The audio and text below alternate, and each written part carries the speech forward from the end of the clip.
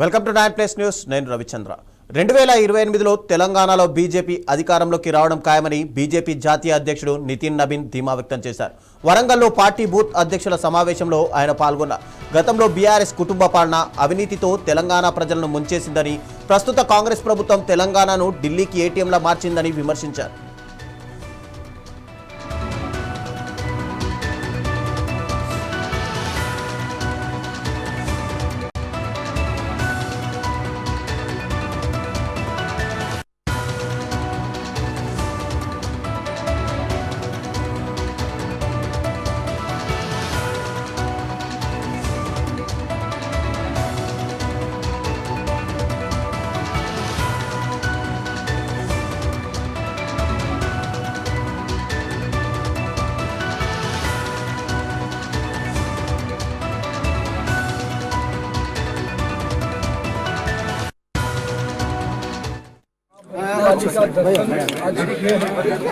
निश्चित रूप से जनता को सुख शांति और समृद्धि मिले, इसकी कामना किए हैं।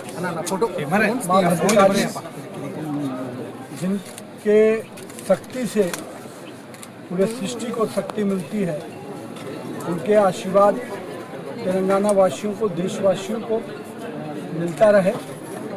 और ये जो हमारा वारंगल का पवित्र स्थल है, इसको भी निश्चित रूप से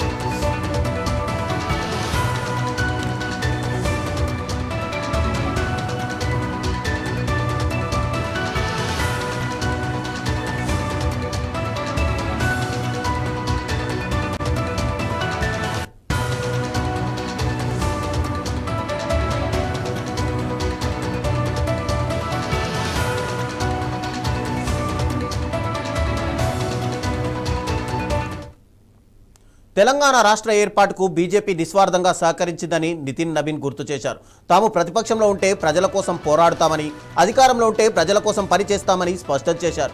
రాహుల్ గాంధీ పార్ట్ టైం రాజకీయ నాయకుడైతే బీజేపీ ప్రతి కార్యకర్త ఫుల్ టైం రాజకీయ నాయకుడని గుర్తు చేశారు. కేంద్ర ప్రభుత్వ సంక్షేమ పథకాలను ప్రతి ఇంటికి చేర్చాలని కార్యకర్తలను కోరారు. కాంగ్రెస్ ప్రభుత్వ వైఫల్యాలను ఎండగొడితే డబుల్ ఇంజన్ సర్కారు వస్తుందన్నారు.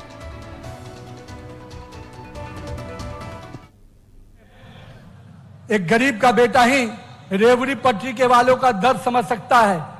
जिनकी मां दूसरों के घरों में काम कर कर अपने घर का लालन पालन करती थी, वही माताओं का दर्द भी समझ सकता है।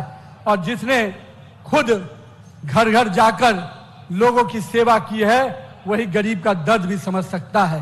हमारे नेता प्रधानमंत्री नरेंद्र मोदी जी ने रेवड़ी पटरी वालों को, जिनकी कोई चर्चा कभी नहीं होती थी, वैसे 75 लाख रेवड़ी पटरी वालों को पीएम स्वनिधि योजना से जोड़ा। उनको स्वाभिमानी आत्मनिर्भर बनाने का काम हमारे नेता नरेंद्र मोदी जी कर रहे हैं। मित्रों, आज इस देश में लोग कहते थे एक समय कि दिल्ली से 1 रुपया चलता है तो गरीब के खाते में 15 पैसा पहुंचता है। पर नरेंद्र मोदी जी ने यह तय कर दिया कि देश के गरीब का पैसा कोई छीन नहीं सकता, कोई बिचौलिया खा नहीं सकता। और उन्होंने जनधन खाता लाया और जनधन खाते के माध्यम से आज 51 लाख करोड़ रुपया सीधे दिल्ली की सरकार से चलता है, तो गरीब के खाते में सीधे पहुंचता है। कोई बिचौलिया बीच में उस पैसे का खा नहीं सकता। मित्रों, लोग कहते हैं कि इस देश को कैसे बदलाव आया। मैं कहता हूं मित्रों, बदलाव देखना है तो उन विषयों को देखो, उन महिलाओं के चेहरे को देखो। 12 करोड़ शौचालय बने। देश में ऐसे पहले कभी भी कोई सरकार नहीं बनी जिसने महिलाओं के सम्मान को समझा, महिलाओं के स्वाभिमान को समझा, महिलाओं के अधिकार को समझा।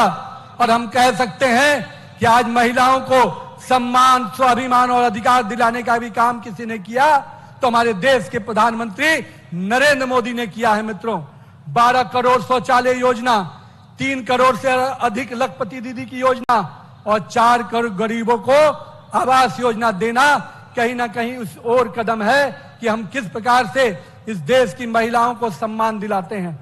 माननीय प्रधानमंत्री जी ने तय किया था कि हम इस देश में महिलाओं को आत्मनिर्भर बनाएंगे और आज कहीं ना कहीं 3 लाख करोड़पति दीदी जब बनकर आगे आई है और जब जीविका दीदी के माध्यम से हमारी महिलाएं पूरी तरह से सेल्फ हेल्प ग्रुप के माध्यम से जब काम कर रही हैं तो कहीं ना कहीं महिलाएं केवल अपने आप को स्वावलंबी नहीं, पूरे परिवार को ताकत और संबल दे।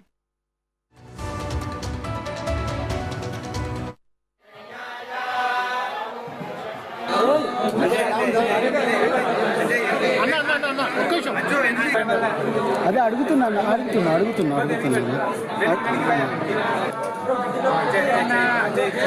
Okay okay okay okay okay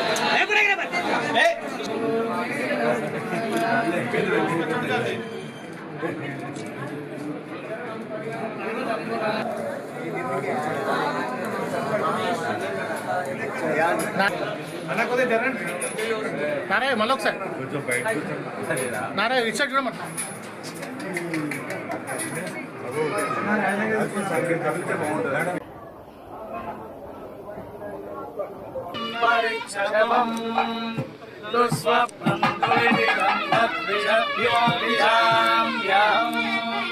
అనురోధం